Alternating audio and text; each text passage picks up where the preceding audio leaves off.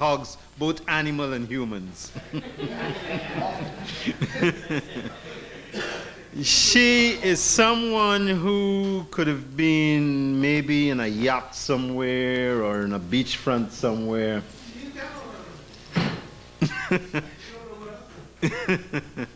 You better don't play with her. She's not in a good mood. This sister could have been living comfortably. This sister could have been doing a lot of other things because of who she is.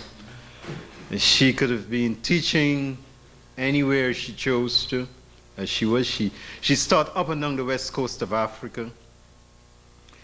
She could have been living the good life, but she decided to go back to her homeland to work with the poor, struggling people, and sacrificing her life, literally.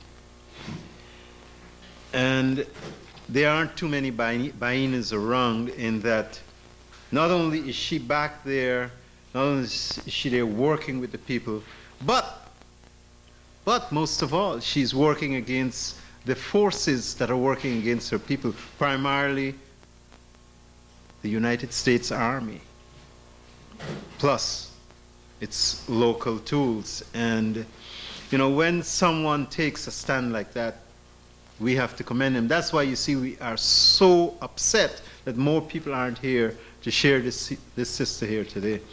And you know, she has been consistent in that she is one of those warrior sisters, and there aren't very few around. And we can only commend her, we can only surround her, we can only strengthen her. But we don't have enough bodies to do this. So, going with the few we have, we know that the few we have here are down with her, and maybe we can take her to the next level. And yeah, okay, well, on the 7th of October, you can show your love. We'll have to pass around these flyers, so the absent ones who aren't here will show up at the mansion on the 7th. Thank you, my brother. And you will have to apologize. That doesn't include us here. I think we will be we may be in our good books, but we may not be high up on our hit list. So with the few of us here, I'll just ask you to give her a warm, revolutionary welcome. Our sister Bayyinah Bello.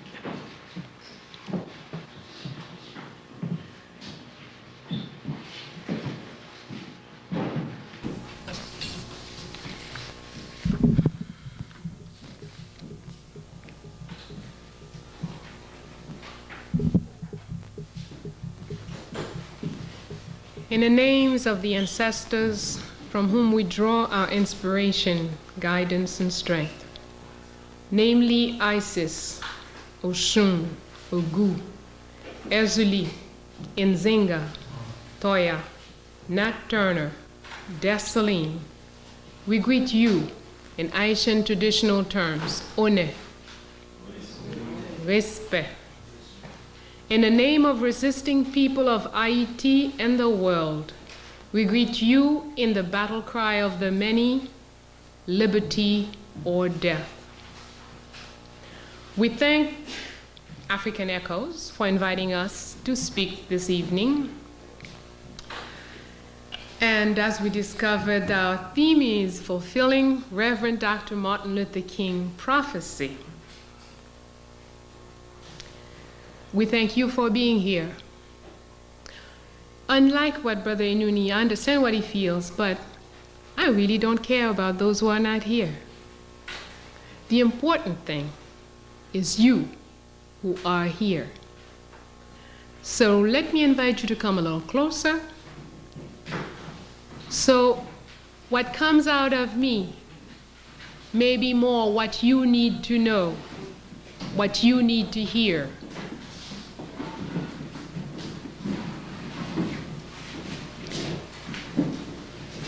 I thank you for the honor of allowing me to speak for you, what you want to know from yourself.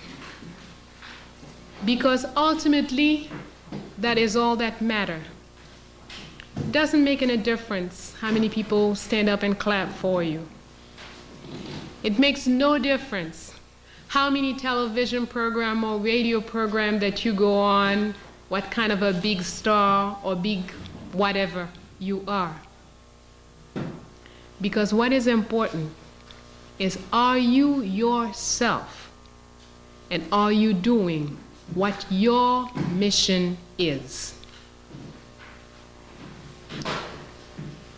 We want to know, how does a sister from Haiti going to talk about fulfilling Martin Luther King's dream? Which dream was this? Little white children and little black children, hands in hands? Do you think this may be the dream that I'm going to talk about this evening? No. That dream is not in me, and I don't know of anybody who has this dream. And what is the dream? Well, it is a dream that is not often mentioned. But maybe it was just a mistake, but one day he said that he believed that one day a very small country, somewhere insignificant, would rise up and crush the United States of America. That is the dream I have in common with King. I come from a very small, insignificant country, trodden down, baffled by every so-called nation friend, sister nation, brother country, whatever it is they call themselves, baffled by so-called international community, baffled finally through education, through miseducation, through conditioning, baffled by ourselves, fooled and trampled by ourselves, because we have been trained to do this. But we must know, what is this country? We must know what is the purpose. A nation is what? A nation is a group of families that come together. They have past experience together, common past experience, and they established a common objective. When you have past experience, which give you culture together, and you establish an objective to work towards, then you become a nation. And if we go back to the time where they were creating this country, Haiti, and please call it by its name, Haiti, not anything that you hear other people calling it. Thank you. This is a land that the founders sat down and decided would be the refuge for all black people throughout the world. It's not whatever little group is living on it. It's not the possession, the propriety of the little group that is there now. But their vision was, we're going to create this space here as a place where any black person running from any kind of oppressing havoc, oppressing chaos, they can come here. And instantly, any black person who set foot on this land becomes automatically free and a citizen. They went further. They said anyone freeing slavery who comes to Haiti will be free. But if you're black, you are free and a citizen. Now that is the mission of this country. So Haiti does not mean this small geographical space there. It means everywhere black people can create a space that is a refuge for other black, then that person is in Haiti. Haiti is, as far as I know, the only island in the Caribbean that has its original name. Even though the criminals coming from Europe, arriving on the island of Haiti, that's the name of the entire island. That's what the Arawak people called it. And this for thousands of years before the criminals arrived from Europe. And when they arrived, they find the people there.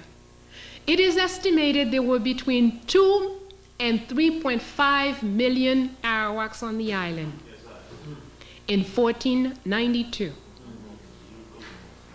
11 years later, it was estimated less than 100,000 people were living on this island.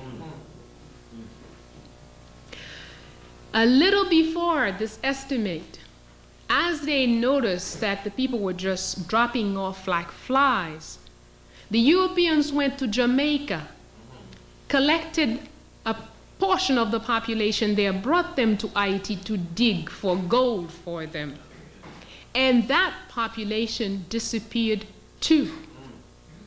They went to Puerto Rico and brought boatloads of Arawak and Tainos and Caribs.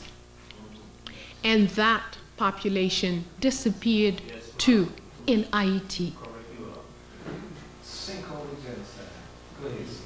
And then, and only then, did the white man, we are told, the good father Las Casas, being so kind, he felt now that they're practically all dead, we shouldn't kill them all off completely. Obviously, they're not strong enough for this labor we want them to do. We should go to Africa and get some big, strong black folks. Bring them here to do this job, to work for us for nothing. This was a very pure father, Las Casas, a very humanitarian man who owned big plantations in Cuba and in Puerto Rico. And in the name of Jesus, he sent for boatloads of our brothers and sisters in Africa to travel the entire ocean, all these many miles, to come here and work so somebody else will get rich. Now, we are told this whole process is supposed to be a civilizing process. We are told the Arawaks were savages. We are told, in some cases they even say they were, what's the word they like to say when you eat people? No, cannibals. Cannibals. They were cannibals. But you know, these Arawaks were living there for thousands of years and multiplying. 3.5 million people eliminated in less than 11 years. A few Europeans came. The Europeans were never more than a few thousand on the island. If we had 3.5 million cannibals on an island, and a few thousand Europeans came, and after 11 years, the cannibals were all dead, and the civilizers were still there. Is there something wrong with this information? Something very wrong. Very, very wrong there. Yes, we have a dream. Yes, we have a firm conviction. For our study of history of our street has taught us. Nations always rise and become extremely so-called powerful.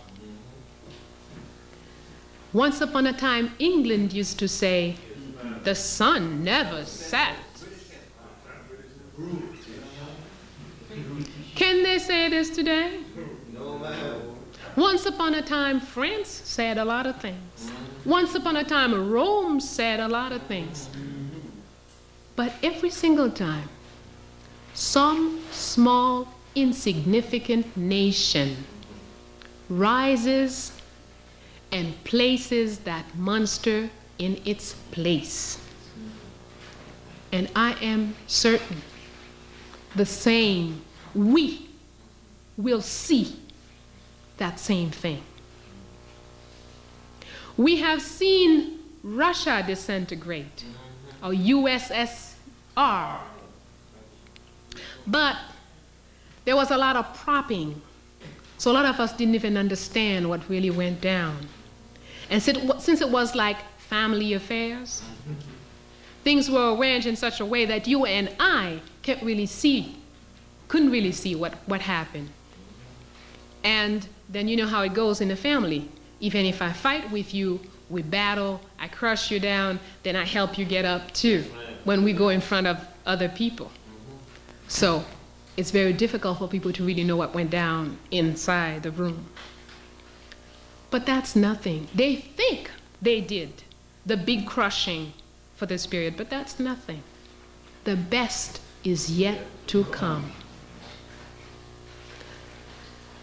We, as a people, have to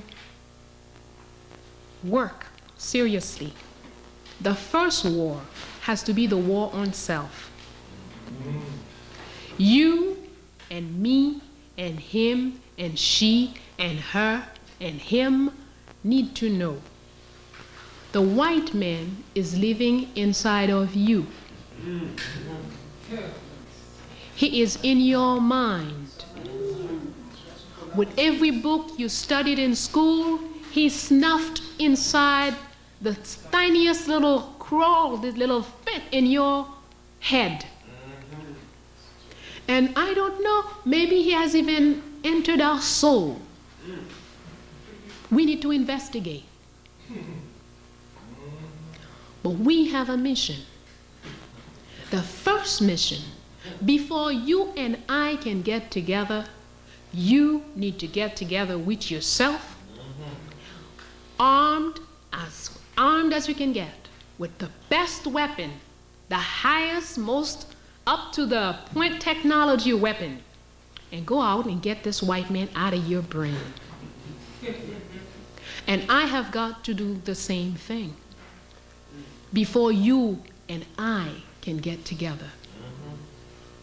We don't need to lament about those who are not here. Those who are not here are not ready to be here. Those who are not here could be troubled by what we have to say today. We don't know what it is, but whatever it is, we know that it is for those who are here. And the important thing is concentrate, you who are present. Concentrate on grasping the essence on what will be given to you so you can go out and have that first battle with which each one of us must have in order for us to come together. We must go out and face ourselves. Look in the mirror. Tell yourself the truth. Don't tell yourself no lies. Without the truth, we're not going anywhere. Yes, Haiti's mission is to create a land, a space where all black people who are in trouble anywhere in the world can come in and find refuge. So when you understand that, you also understand why any nation with this kind of mission in this white supremacy world that we're living in will be, must be, continuously under attack from every corner. That's normal. That's natural. And it is insane if you are an Haitian to make believe or to tell yourself that you're going to go to your country and build a nice home and enjoy the sea on Sunday and, you know, have a little fun, relax. I'm sorry. You should find another place where you should go do this. You cannot come and do this here. Because this here place is the center of the biggest war happening in this world. Because it does not have any one enemy. It has white supremacy as an enemy. And they are not asleep. They know, even if they kiss up with you, even if they sleep with you, they have identified you as their enemy and they're gonna go after you. If they're kissing up on you, it means that you are in a position where they don't feel they can attack you openly now. If they're feeding you, you should know there's a lot of possibility that this food is poison. If you're drinking from them, you should know that there are great possibilities that there is something in this drink for you. But more than this, if we take a little look at the Constitution of this country, the first Constitution, the only valid Constitution, Constitution of 1805, states clearly this land is the land for all black folks. States clearly any black person landing here becomes automatically free and a citizen. States clearly no white man has the right to buy property here or walk as master on this land. That's free land. Clearly. And this law, and now when you learn that Haiti is actually on its, I think we were at Constitution 38 or 39, I don't know how many constitutions we have since the Constitution of 1805.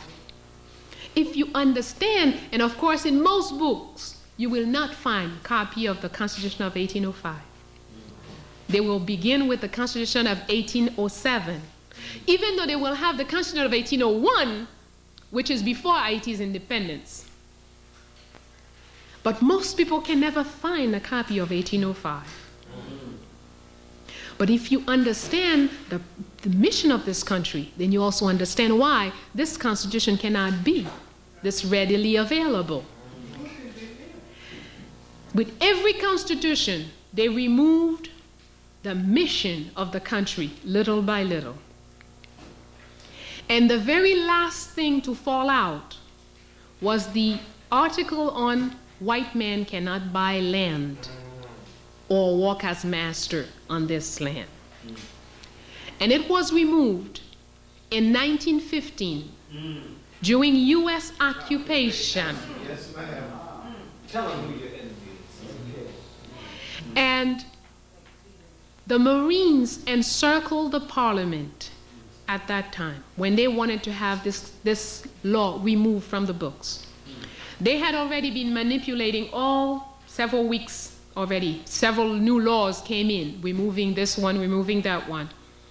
But when they got to this law about white men, even this Parliament, which agreed with almost anything the U.S. asked. The U.S. asked to turn left, everybody turned left. Turn right, everybody turned right. But when they said we must remove this article, every parliamentary person said, not me. I don't want to be involved with this. I'm not here. So the U.S. Marines encircled the Parliament House, arrested all the Parliament folks, wrote the new decree to remove this law from the books, and passed it. Democratically. Democratically, thank you. What type of democracy that was? Okay. White democracy? Right? So Why? People will tell you many things through their books, on tops of books. You will read as to why, the economic reasons why they had to occupy Haiti. Oh, no. The trouble, so much coup d'etats and too many killings of officials and too much trouble in the country. That's why the U.S. had to occupy Haiti. But here's what the U.S. did. When they came in the first time, they occupied Haiti. First, they changed all the worthwhile laws from the books. I'm sorry, that wasn't first. The very first thing was, Haiti was the only country at that time who did not have their money backed in the Americas, backed by the dollar. Our money was backed by gold. Our entire reserve, gold reserve, was taken away for safekeeping, we were told, and brought to Fort Knox. It has yet to return home. This was 1915.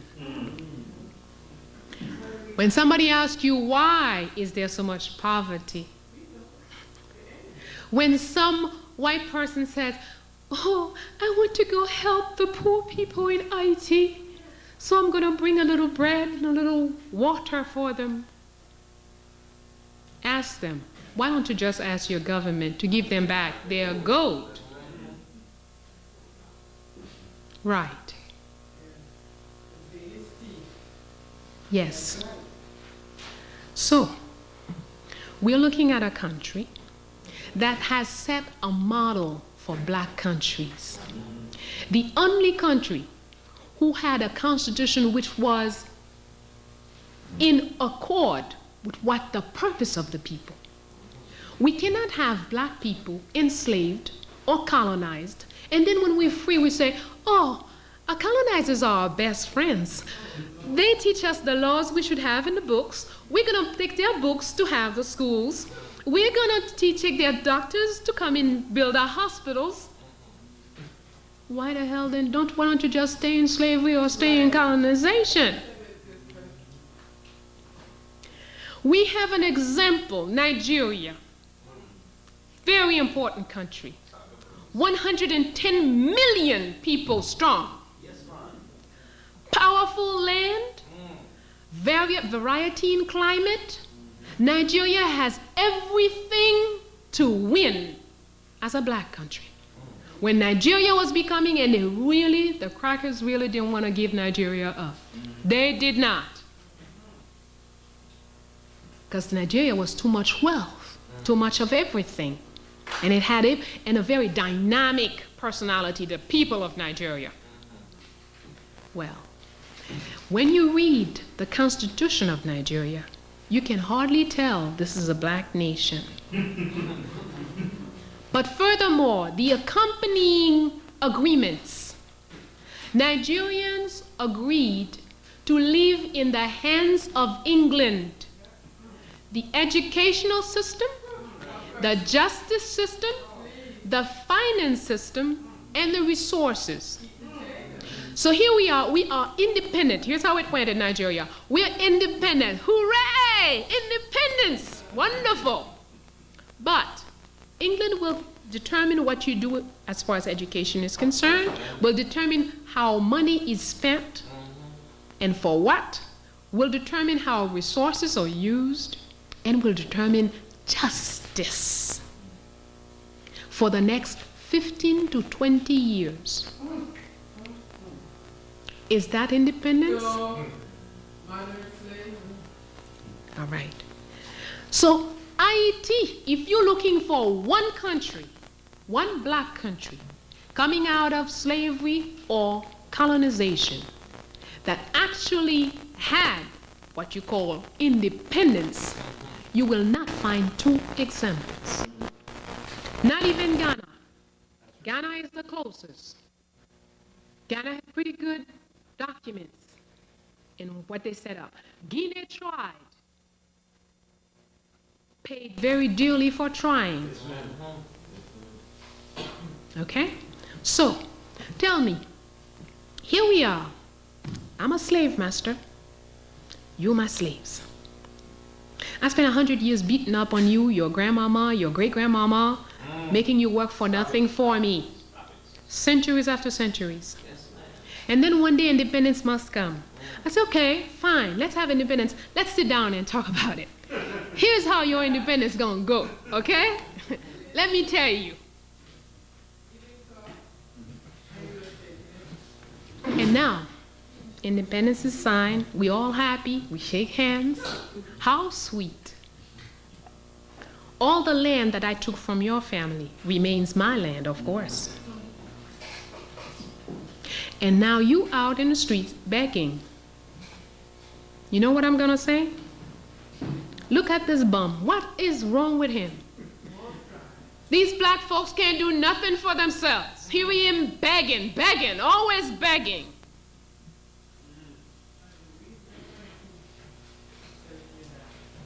And we are so stupid. We won't even say, yeah, I'm begging because you stole my land. I'm begging because you killed my mother. I'm begging because you slaughtered my grandmother. I'm begging because you raped my sisters. That's why I'm begging. We're going to say, no, white man, you got to help us. Oh, no. Yeah, we're really in bad shape. You know why you can't give him the sense? You went to school, I hear.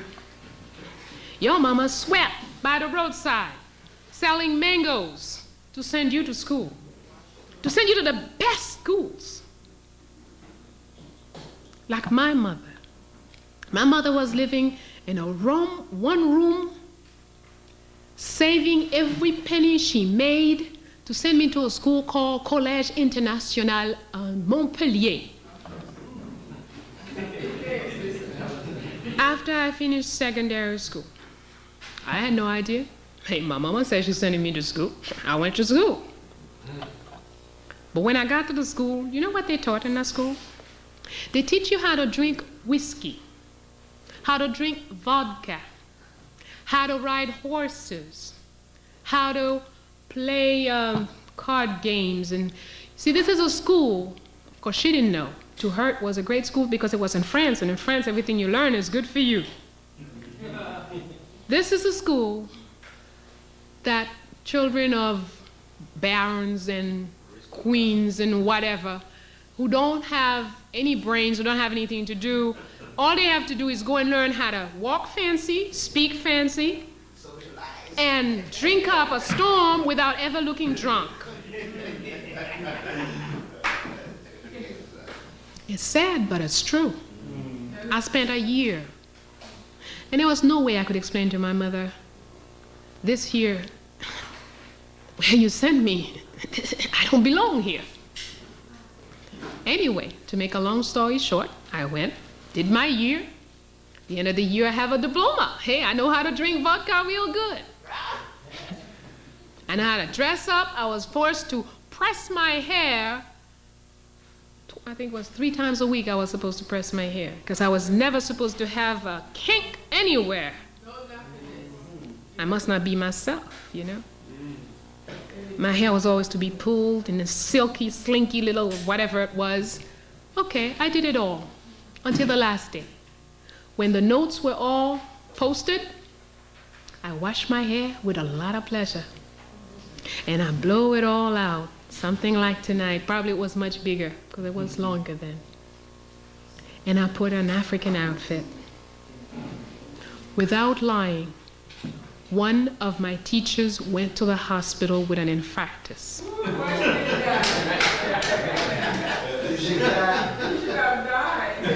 And the man kept saying on the hospital bed, it is impossible. She was my best teacher. I invested so much in her. She can't revert like this.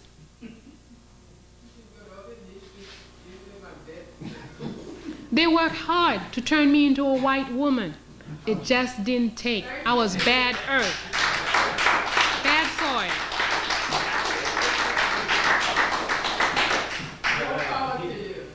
But I'm only telling you this because many of you are going to school.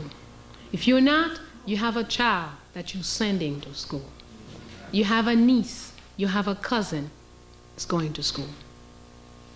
A book written by a colonizer, a racist pig. Do you think that this can help your child grow? Am I saying you should not go to school? No. What is the difference between medicine and poison? One kill you instantly. What's the difference between the poison and the medicine? A matter of degree. Thank you, brother. It's the same thing. There is no difference. Every medicine is poison. It will kill you if that's what the doctor tells you. Take 1 teaspoon every 5 hours or every 8 hours. If you decide, hey, this pain is too much, let me take 5 teaspoons, what will happen to you?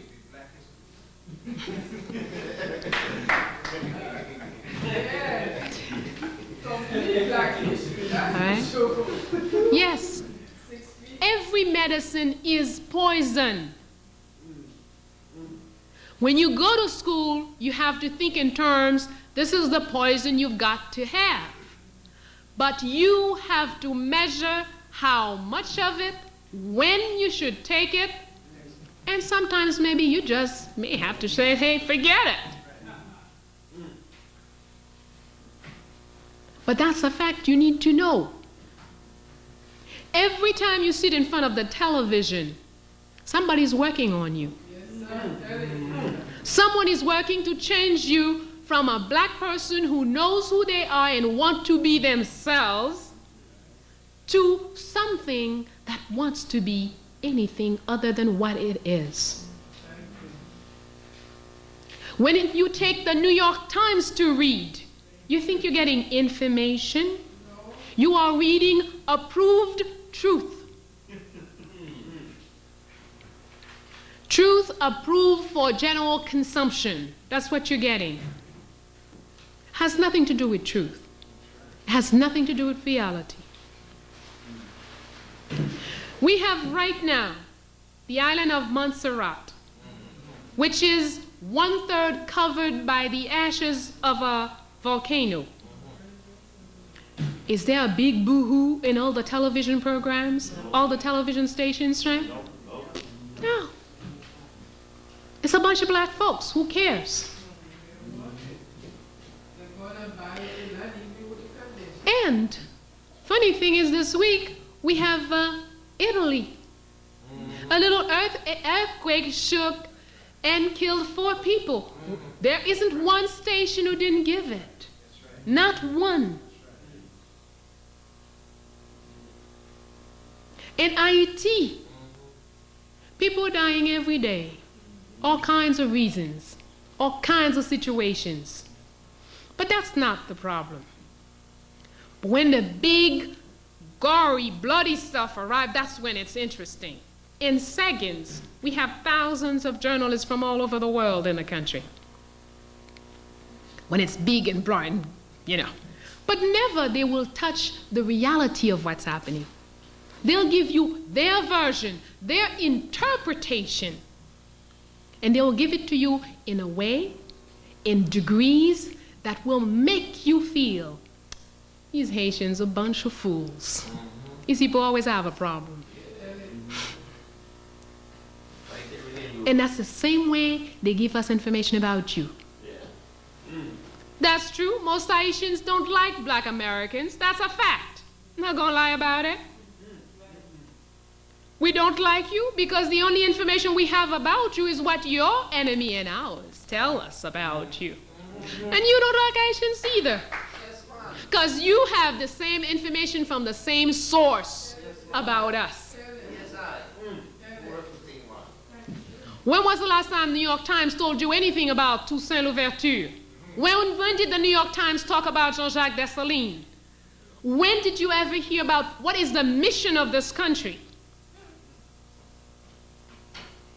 They even have us clap to be occupied in 1994.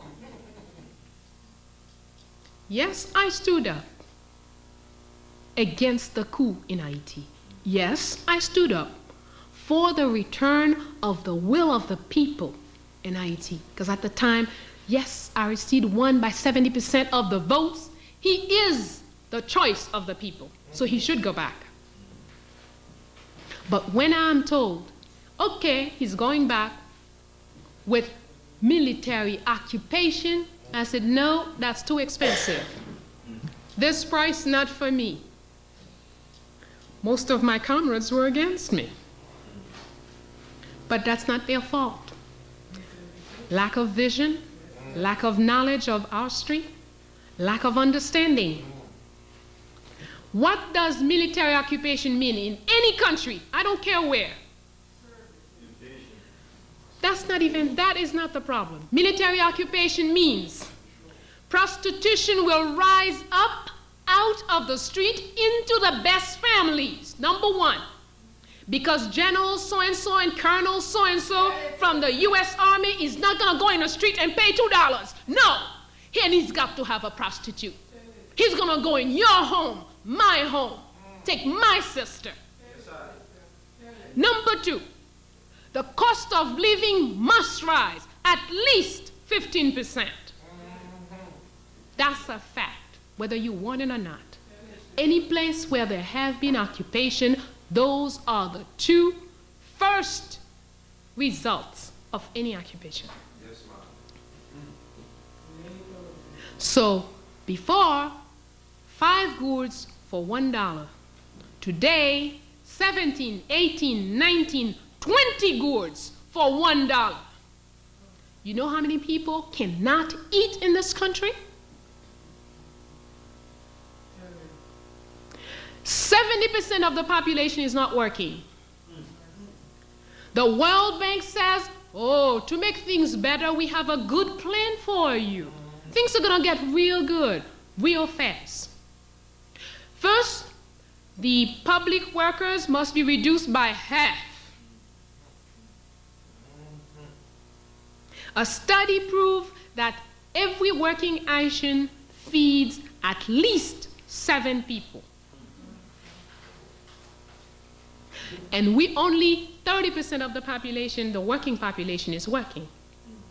Now when you're going to reduce it to 15% of the population, how many people are we each going to feed?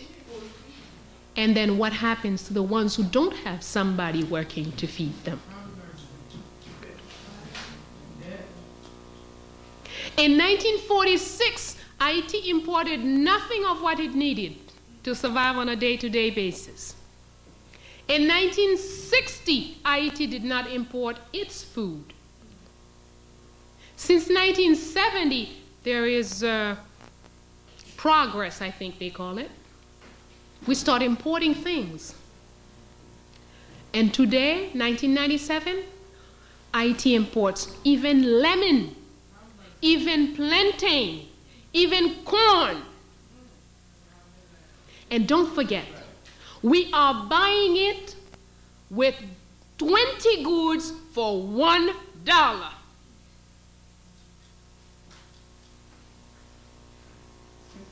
But remember, Haiti is nothing but an example. It's nothing.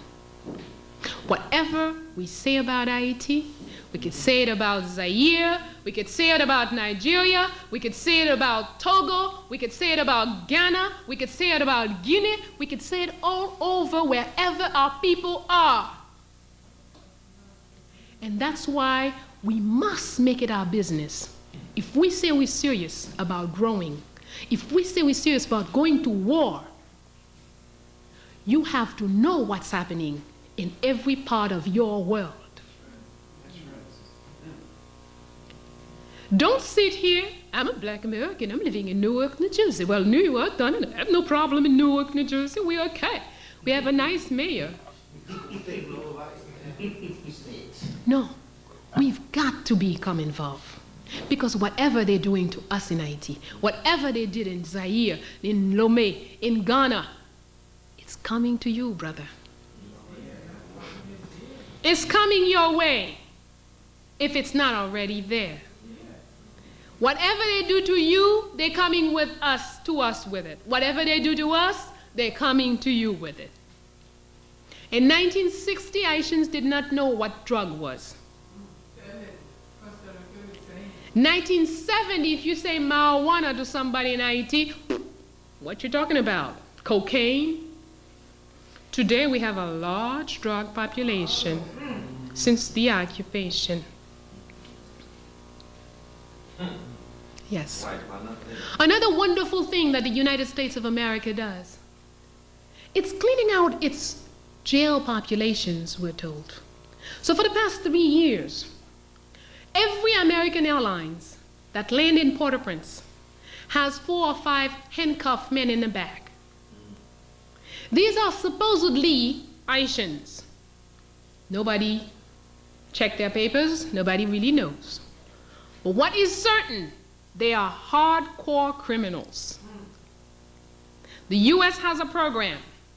If you've been in jail 10 years, or you've gone to jail so many times, the next time they arrest you for hardcore crimes, instead of giving you life imprisonment, they can take you back to your country, supposedly. And this without saying anything to the government. You get to the airport, they take off the handcuffs, and you're in the streets. The American Airlines land every day in Haiti at least 3 times a day. And every day it brings a load. And then they say, oh, there is insecurity in the country. We wonder how come. Until 1985, I lived home in a house where I did not have the key to the front door. Even when I went on vacation, I didn't lock the door. I just pulled it. Today, I wouldn't dare.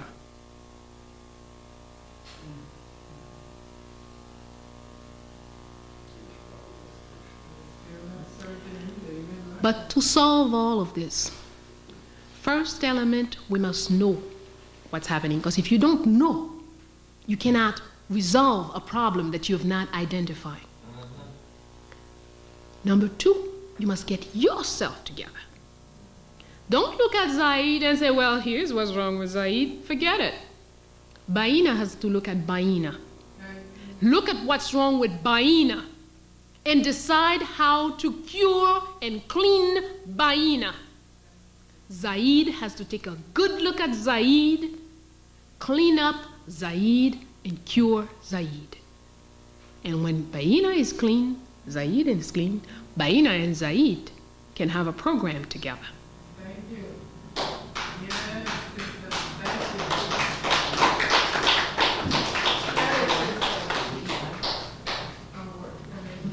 All humans, Africans maybe more than others, know that we do not live by flesh alone.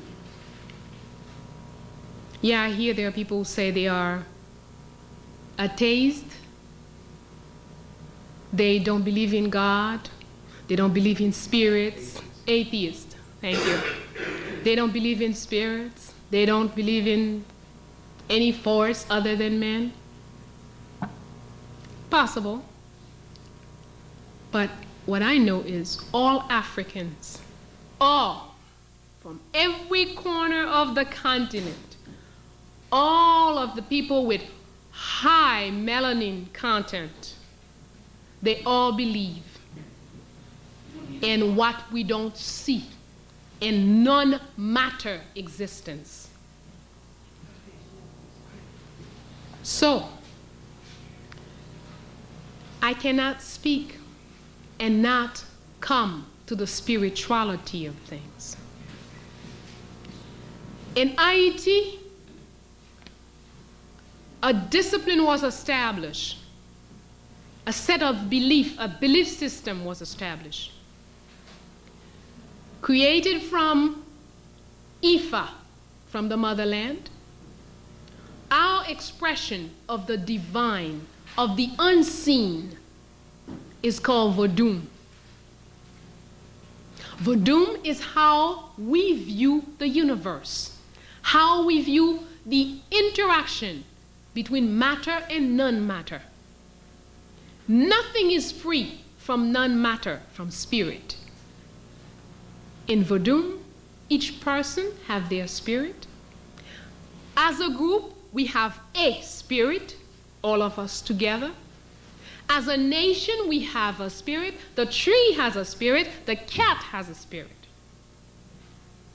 And Verdum teaches that if I really want to understand what's going on around me, what's going on in the world where I'm at, I must understand the spirit of things. I cannot just know matter of things. And Verdum gave us a multitude of principles for understanding. As I told you, everything has a... If the black man, there's a spirit of the black man. There's the spirit of the African man. There's the spirit of the white man. Whether he knows it or not, he's got one. Now, when the first black woman was raped by the first white man, and they brought into this world somebody called a mulatto, do you think this person has another spirit? Of course. With every new matter that comes to be, a new spirit comes to be. The television is a machine. The camera is a machine. But the camera has a spirit. And the best cameraman is the one who understands the mechanical workings of this machine and the spirit of this machine. So if we really want to get to work, we not only need to know ourselves, the truth about ourselves in the flesh, we need to know the truth about our own spirit. So we can tell, in fact, if you don't get into your spirit, how will you be able to kill this white man that's hiding in front of you without killing yourself? He and you are mingled in like this. If you're going to go get him, there's a large chance that you will kill yourself when you shoot at him, unless you know your spirit. And our people in Haiti have devised a system that allows us to understand the spirit of humans. And this understanding of spirits of humans, if we all knew it and applied it, it will make interaction between us so much easier. My brother Zaid over there, from having observed him a number of years, I know he's an Ogu. There's no doubt about it. My brother Inuni over here is a Legba. Now, if there is a position or there is something going on in this group, we all in a group, if Zaid knows who he is and Inuni knows who he is, they will never contest the same position. By knowing what their vital force, life force is, they know that certain things, they don't need to be there. They know that there is a time for them. They just have to let everybody be who they are and accomplish their mission. I'm going to try to make it a little clearer for you. Everybody here is familiar with Toussaint Louverture? Okay. Toussaint Louverture is a black man who largely contributed to the independence of Haiti, but he did not see independence. Freed himself as a slave. He was a slave for a time, and he was named by the white man François Dominique Breda. François means a thing belonging or having quality of French. Okay, a French thing, French possession, French quality. Dominique means somebody born on a Sunday. Breda is the name of the plantation where he was born. Every slave on that plantation signed Breda. Okay, so his name, François Dominique Breda. As this man started to implicate himself in the struggle for revolution, he got rid of the François. The Dominique fell off almost by itself. And people started calling him as his godfather used to call him secretly, Toussaint. He was called Toussaint because his godfather, who's a man who came to Haiti as an adult, an African, and as an African, Africans like to name people according to the day you were born. And he's born on November 1st, which is the day of All Saints. So Toussaint means All Saints. Okay? So his godfather secretly always called him that. Later, when he started to affirm himself as a revolutionary, he said to people, don't call me this Francois business. Hey, call me like my godfather calls me, Toussaint. Fine. As he became military implicated, and people start noticing that whenever they are trapped somewhere, and Toussaint is there, he always finds a way to open the way and get out of the trap. So then people start calling him l'ouverture, which means the opener, the one who opens the way. So Toussaint l'ouverture. This man paved the road to independence. But before independence, he was captured by the French, taken to France, locked up in a jail, opened up a hole in the ceiling for snow to come in and eat him away. He died of gangrene. After Toussaint, Jean-Jacques Dessalines took the lead of the movement. And Dessalines took things all the way to the Declaration of Independence, January 1st, 1804. But when you study these two people, when you study them spiritually, Toussaint, not only by his name, both these names, is a Legba. What is a Legba? Legba is the spirit, the opening, the initiator of all things. He opens the way for people. He allows somebody to get to where they ought to be. If you take the Bible, Moses is a Legba. He opens the way for people to get somewhere, but Legba never gets there. Legba must not be attached. Legba is the door. He creates the opening for you. You go in. He stays there to create another opening for somebody else. He doesn't go. Toussaint did not see independence. Toussaint was followed, as I said, by Jean-Jacques Dessalines, who is an Ogun. Ogun is the spirit of the one who eliminates obstacles after an objective is set. Be careful. An Ogun is a very wicked thing if there is no objective. You have to have your objective set, and then the role of Ogun is clear, and Ogun will give you a fine job. It will get you to the objective. So, depending on what circumstances we're in and what our objective is, Zaid and Inuni cannot want the same position. Two very different nature, two very different spirit. But when Zaid don't know who he is, and Inuni does not know who he is, what happens? It's easy for them to fight for the same position because they do not know who they are. They are not in touch with their true self, the vital force that makes them be. And that's why it's important for us to get into the spirituality, our own. Vodou is not, you see, in Africa, I hate to talk about religion. Be careful. Religion is a business in which they sell God. And this business works very well for whoever sets up the shop. Okay? Now, when we're talking about Vodou, we're not talking about a religion. We're talking about understanding your profound nature so you can be and live as who you are. Nobody can come and tell you, well, hey, you want something? I'm going to see that, well, give me $5,000 and I'm going to call God up there and, tell him. No. And this is something that sometimes I found so sad, that we have a lot of people who claim to be Hungan, and practicing voodoo.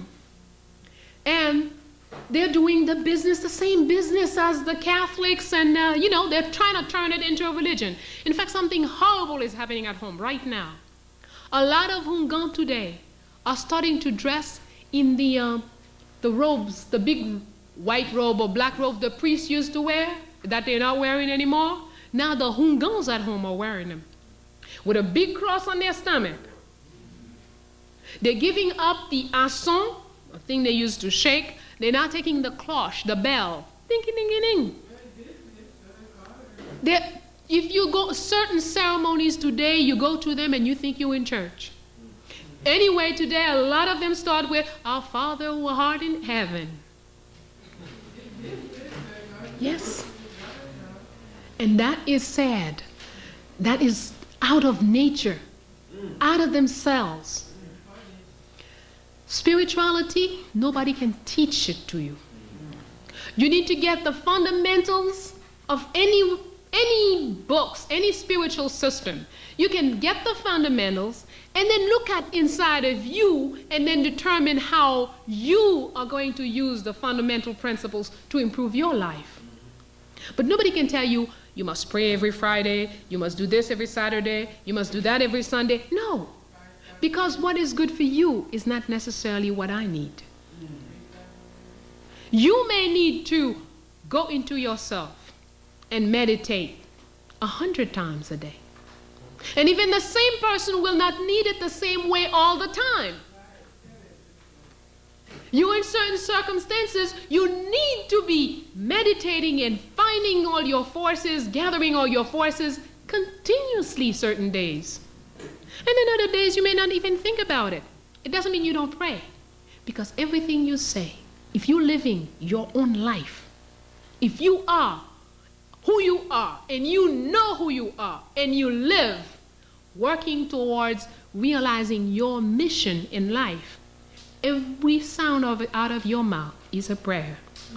Every gesture you make is a prayer. Every dance you dance is a prayer. And when you make love with somebody, you are praying. If you know who you are, and this person knows who they are. That's right.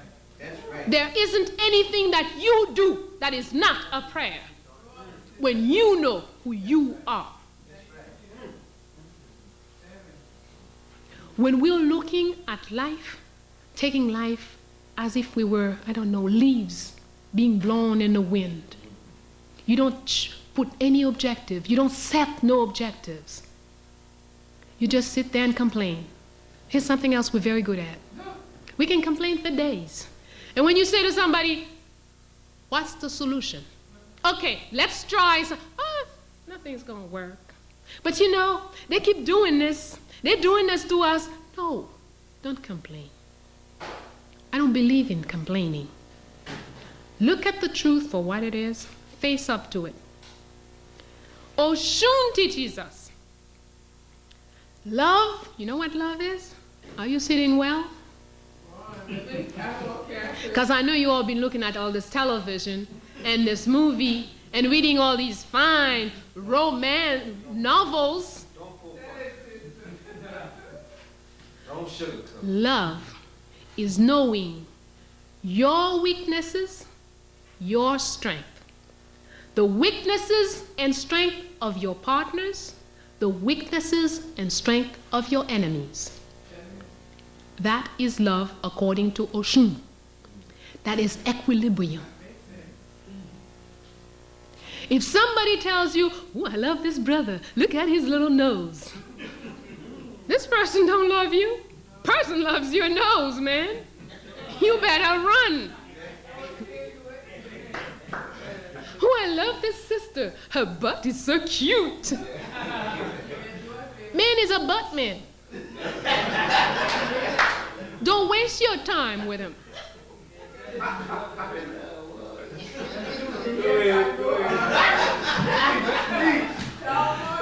When there is love, there can never be love when there is no knowledge. Ignorant can't love nothing, not even themselves.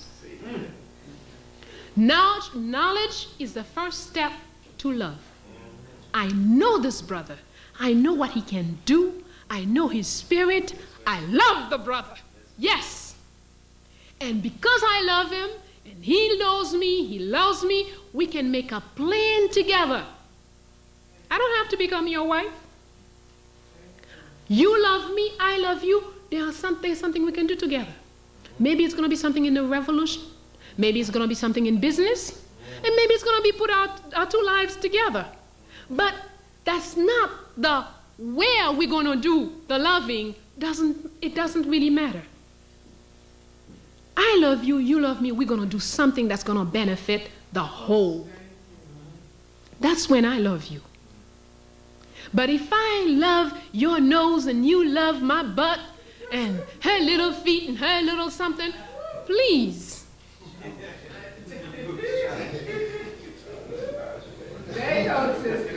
This is not going to take anybody anywhere.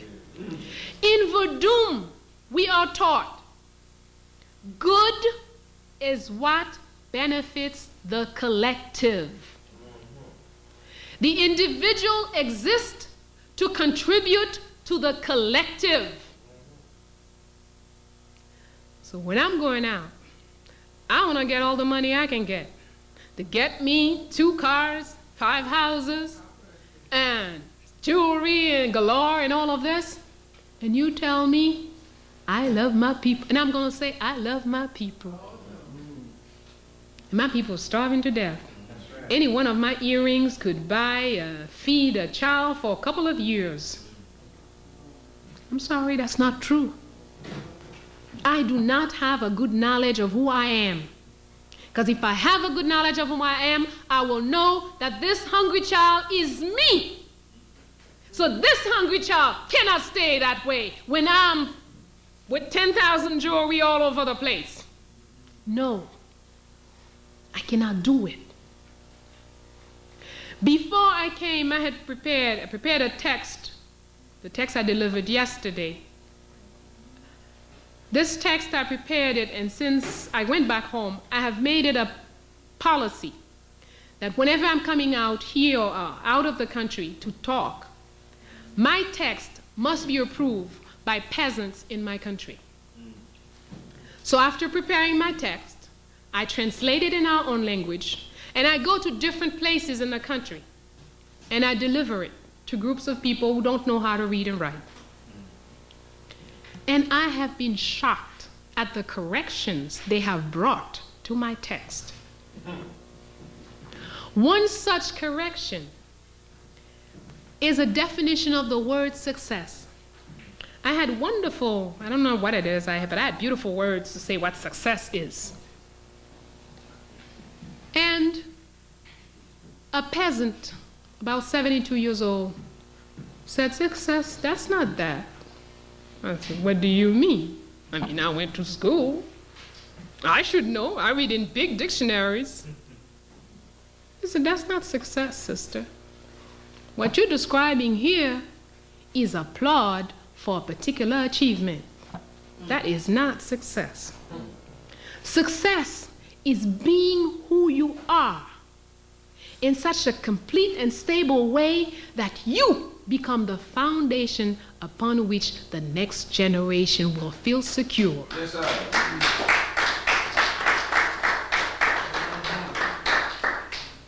Success is not what you do. Success is who you are. If you live your life as who you are and who you ought to be, nobody needs to know you. Don't matter you don't go on CNN. It doesn't matter if WBI don't know you exist. You are a very successful person. Another brother asked me, do you have any children? I said, yes. How many? 4. And 2 grands. Where are they? I said, where they were. He asked me a number of questions. Did they go to school? What did they do? Blah, blah, blah, blah. This is okay. Any of them got arrested? Any of them doing drugs? Any of them smoking? No. Well, you're a successful woman. Because the ones who came after you, their lives are good. That's what your success is. Makes no difference to me how many cars you got, how many houses you got. That is not success. So we need to look inside and establish for ourselves. Don't take other people's standards. White men say, small nose are in, and we all go around walking like this and feeling guilty because our nose breathes real good. You have no problem breathing. That's great.